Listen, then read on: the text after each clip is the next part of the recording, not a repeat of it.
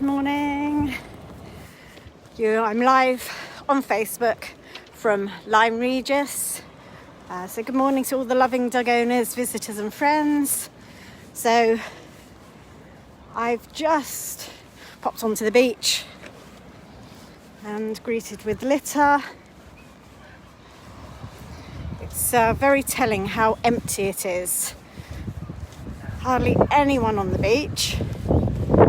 And you can see in the sand, let me just turn this around. You can see in the sand, there are no paw prints. It's very telling. That just says that the on-lead ban or the on-lead restrictions, good morning, Tess, I'm saying there's no doggy footprints in the sand. Which just shows you that doggies and their owners aren't using this beach. Anyway, I'll just quickly pan round. You can see how beautiful it is here. Lighting this morning is amazing. Look at this. Isn't that beautiful? And an empty beach. Beautiful scene. Empty beach. Good morning, Karen. I'm a little bit late. A bit naughty today. I've decided to avoid the rain. Normally I'm out in all weathers, but I had, it's a weekend, and I thought, you know what, I'm going to have an extra hour in bed, so I didn't come down in the rain. Good morning. The owner, you join me live from Lyme Regis, and here's the beautiful sight. The sight that greeted me this morning was litter that was on the beach. So if you just have a look at the beginning of this, you can see the litter. In the description, you can see I've put about the effect on businesses that these restrictions will have. This time last year, we were picking up, we being dog owners, were removing very, very, very carefully the man o' war jellyfish. Now they're quite deadly. They're really, really nasty. And we came down here and there was a small army of us and we were all removing for the safety of everyone, for the sea swimmers, for families, for dog owners, for dogs. And we were just removing all of those. These are the things that, aren't seen. Now, I've actually got evidence. So if you look in this group, if you look in the Lyme Regis Loving Dog Owners Facebook group, you can actually see. So to this time last year, the 16th of January 2020, there's a video. I've already shared it to the group this morning. And in the video, you can see one of the man o' war and exactly who was using the beach. We used to have so many people using this beach, and now it's basically empty. It's so sad. It's just so sad that we just don't have the people coming down. I know we're in a pandemic, but even so, the dog walkers that I know, the regular ones, they know they're not welcome, and they're just walking straight past the beach. It's just so sad. Or they're getting in the car and going elsewhere. So I'm just concerned of the effects it's going to have, once the pandemic is gone, what effect it's going to actually have on all the businesses, because a lot of dog owners would come down here, pay for car parking if they were visitors. They would then have a run on the beach, on the safe, accessible beach. It's good for all mobilities. No one has to prove their ability skills. And we could just use the beach without discrimination. Then we'd go for a coffee or for breakfast. Swim is behind me, closed at the moment due to the pandemic, but we would just, go there and enjoy a coffee. So, have a look in the description.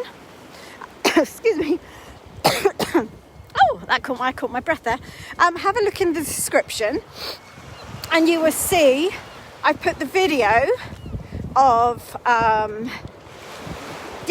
evidence. So it's the evidence. I put evidence of who was using the beach this time last year. So you can see the 15th of January, and you can see who was using it. Later on today, I'll put up the 16th on the YouTube channel, but it's already live. I've already shared it to the group this morning.